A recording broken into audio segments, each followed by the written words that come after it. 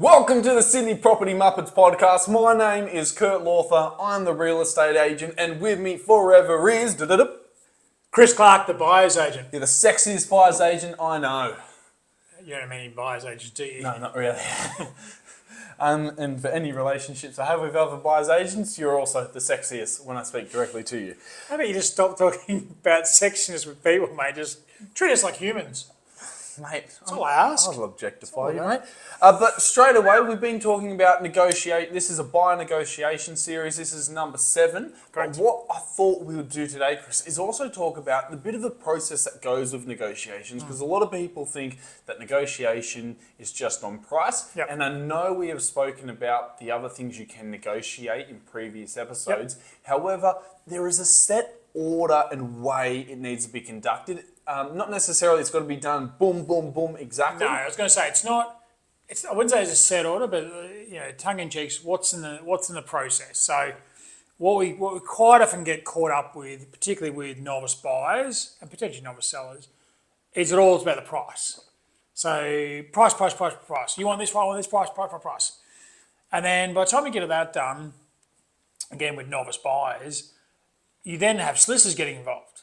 And the solicitors go, oh, let's review the building report, there's damage there's a strata issue, or we don't want 42 days, we want this, or we want deposit clause, or we want these percentage changed. And you've already agreed a number.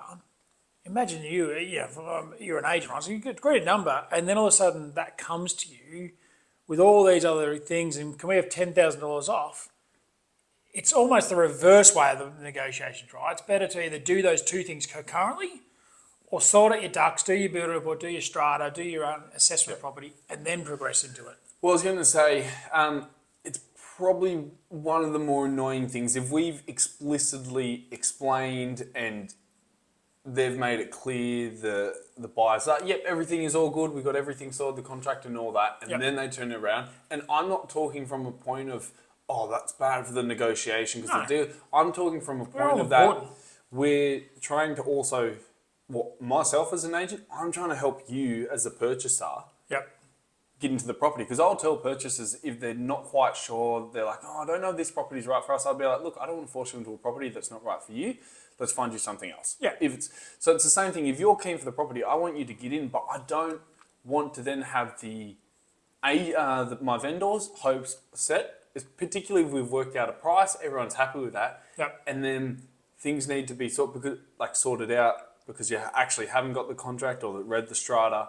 Because then you can put the vendor, the owners, out of place. Correct. And you might not then end up getting the property. We had one quite recently in Erskineville on Union Street there where we'd negotiated with the agent. This was an off-market property. We reviewed the building reports. We had taken them into account. My clients had their own solicitors, so that's fine. I have ones that I prefer, but they had their own, so I've got to work with the means that are. And I spoke with them, and I spoke with my client, and I said, okay, so 5%, Ranger wasn't marked as inclusion, there's some rubbish behind this shed, we want that removed. No doubt that'll be changed, sort of the penalty clause is usually one of those common things that get changed.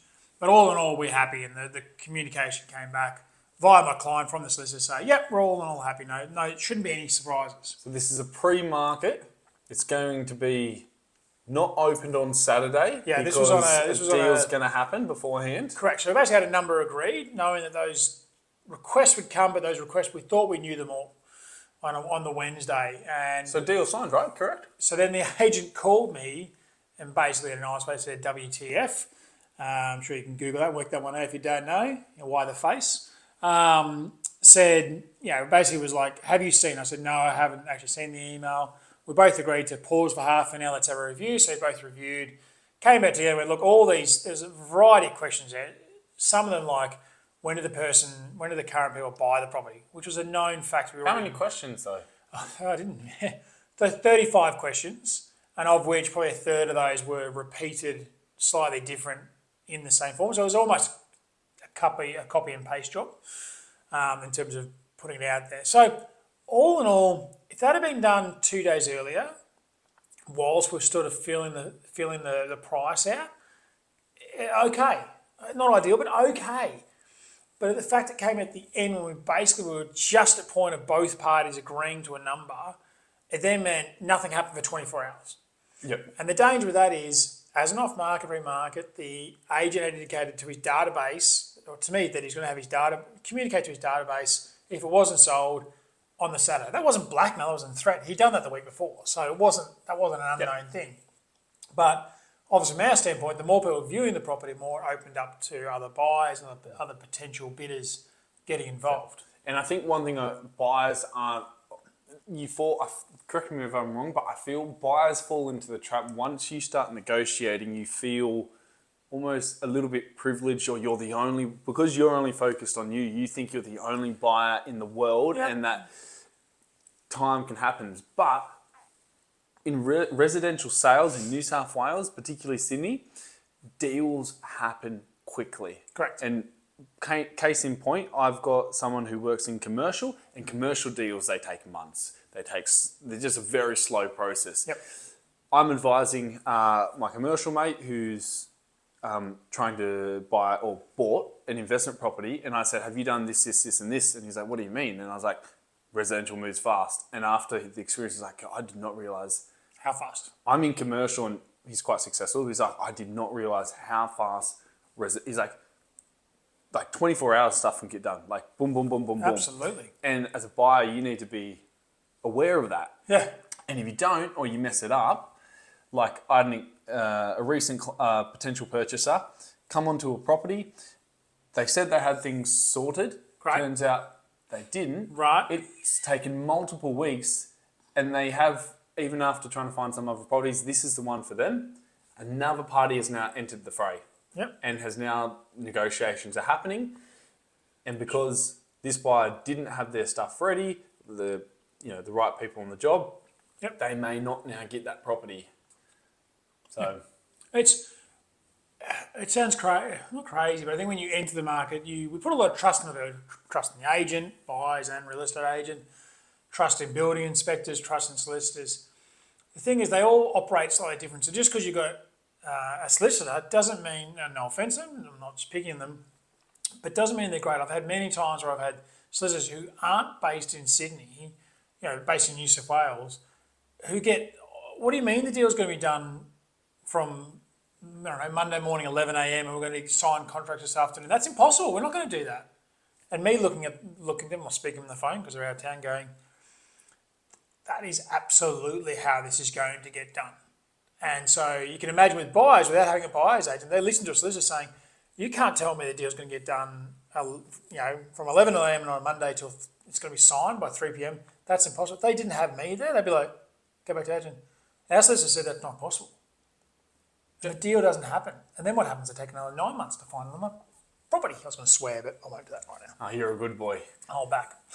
So it's very important, I guess. The summary is trying to have the process right. Do your due diligence. Price is one factor, and you want to be in the ballpark, but having everything else aligned and smooth is equally as important. I'd say as an agent on the one that is dealing with it from the selling perspective, once you know the price is roughly there, you're roughly around the guide, you got a bit over. Some people, you may come to me or someone might say, Kurt, but it's so tiring, it's so, I don't want to miss out and do all this work. A couple of things is, once again, I've always said, property is not a child's plaything. It is serious, it is business. You need to, unfortunately, be a little bit tired, as in you're going to be a little bit exhausted doing this. You're going to have your ups and downs, but that's how property works. Yep. And now I've completely forgotten my further points. Where were we, Chris? We're just talking about having everything aligned in terms of having everything prepared, so not annoying agents off. And agents are usually quite helpful in terms of saying, I know it sounds crazy or counterintuitive, some of the things we've said before, but most agents are like, Chris, if you can just do these 2 or 3 things, I can get my seller over the line. Yeah. Can you do this with me? Yes. Listen. Yeah. And I think to round off, as I was saying, is just make sure you got the strata, you got a building report, ask them straight away if you've got some interest in the property, because, perfect, is you would rather do the process a couple of times and then the one property you finally know is yours and you're going to get, you don't miss out on it. Correct. Because you could not do it, really love this property, but don't do the process right and you miss it, and you might not. I'm still speaking with a buyer that's missed out on a property. They did everything right. They just couldn't get it, but they're fallen in love with that property. Yep. And that's where the standard is, and they can't find. Correct.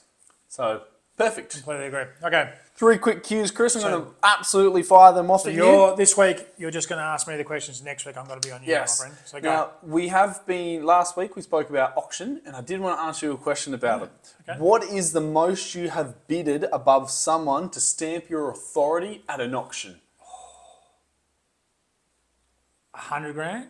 Okay, I like it. No I wish defending. I could actually give a little bit more now, but yeah, no. Yep. 'Cause that's, Okay. Like a little kid there. A price is going to drop in dollar value massively, not percentage-wise. when? Before the end of the year? In, in the next decade. No. No, price is going to go up in the next 10 years. That's right. Okay. Now, if you were not in real estate, what is the one business that you would start up? I'd probably love to start impossible to get into, but if I'd love to, I could. Player agency.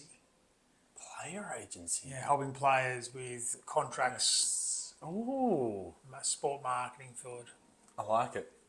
Yeah, that'd be quite interesting. Good questions. Yeah, that's all right. So that's our 7. We've got one more, which is going to be the best. Saving the best to last. Saving the best to last.